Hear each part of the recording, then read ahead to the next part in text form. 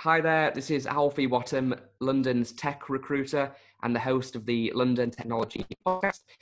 I'm speaking to Jamie. Thanks for joining us, Jamie. Could you start by telling us a little bit more about yourself? Sure. So I am the only and head developer of Travel Trade Group. We're a small startup. Basically, it's been running for a few years, but we've decided that I was brought on board to help with some new tech that they wanted to introduce to their company. My own background, I've been a PHP developer since university practically. I've worked as a contractor for approximately 2 years before I transitioned to permanent work again. And that gave me a variety of different experiences in very different companies, from corporate companies to small design firms to event-based blogging companies to just even the travel industry, which I'm working in right now. So I've pretty much touched a lot of things and had a different point of view and different type of management of tech and different experiences throughout the process, and seeing what is good and what is not, and how I can introduce that to a business like Travel Trade Group. Wicked. Awesome. So obviously you've been in the industry for a little while now, and you've kind of gone through different roles and that sort of thing. A lot of people, Jamie, that watch these videos, they're just getting into tech, they're IT graduates and that sort of thing. Have you got any advice for people that are just starting their careers in technology? Yeah, really simple advice. You're 5 years behind, right? And you have to do 5 years catch up as soon as possible. I had the same experience because tech had accelerated so much. Now, I left in 2015, so you can imagine what it's like now in 2020. There's now serverless technologies, there's other technologies. And the course that I was on was just focusing on web development and design, which was not like your typical software development. So there is no one true course that fits everything that you're maybe looking for in terms of starting a new grad job. And if you are looking for a grad job, my suggestion is definitely look at the technologies you've learned at university.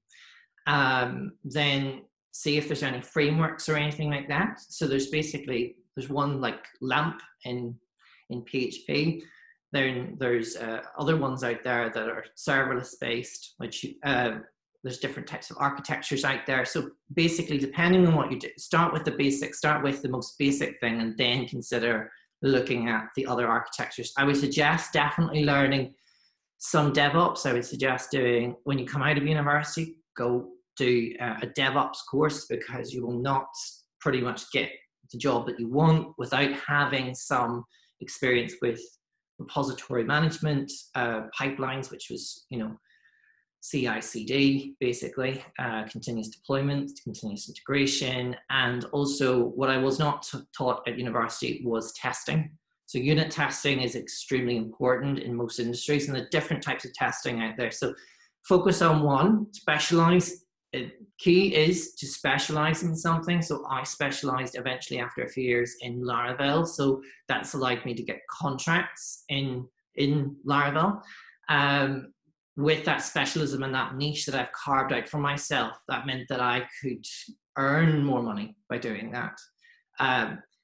There's also advantages once you have attained a certain good level of knowledge and experience, that you can learn another language, but do that in your own spare time. I will say that find a mentor early. I never did. So I had to fight for everything. And if you do find a mentor, make sure they just have the time for you. Some don't, some do. But the best thing is obviously try and find a mentor in the industry if you can. And I would suggest definitely do networking early. Do network with recruiters as much as possible. And one tip that I would suggest if you are a graduate is definitely getting your CV professionally typed, not one of those cheap ones that you can get for £60. We're talking something of a good £200 to £300, and you're wanting to target possibly the likes of Facebook or IBM. They've got great graduate programs. You do obviously need to have a really good knowledge of your maths and A-level maths. If you're good at your A-level maths, you'll definitely get in. As long as you remember them, remember what you learned in your level maths, you'll definitely get in through the first 2, 3, or 4 stages. So that's definitely a way to approach it. But that's based on my own experience. So hopefully that will give them a lot of, information out there. I could go on and on. Yeah, no, absolutely. Well, it's a great summary, and I completely agree about the mentoring piece. If you think about what mentors basically can do, is they can compress, decades of experience into days of knowledge, and give you that, and you avoid making the same mistakes that they have. So surrounding yourself with great mentors and having people that can coach you has, been extremely valuable in my own life as well. I think mentors are really good at guiding you what you should do next, rather than it being all the experience, because where mentors of that nature come in, which you've discussed, they are people that, if you're already in your career and you're already in a job, but if you're not in a job, what I'm talking about as a mentor, if you're looking for a mentor just to get you started, to give you direction, that is a type of mentor that you're looking for, rather than someone that's, would mentor you. Typically, if you did get a graduate job, if you're in the right company, they would mentor you. But there is one key difference that I would suggest to all graduates: don't be naive. And the reason to not be naive and to be picky is because, and be confident that you can be picky because you have the skills, right? Is that, for example, you will be able to identify companies that have really poor management. So that will be, for example, you walk into a company that's not known as tech first. That means that they don't put their technology first. So that could be, for example, talk of Ford. Ford is a great example, right? Brilliant car brand, but never tech first, right? Now they have pretty much outsourced all their tech to another company that specializes in it, right? So that's an example of where a traditional company doesn't go tech first, right?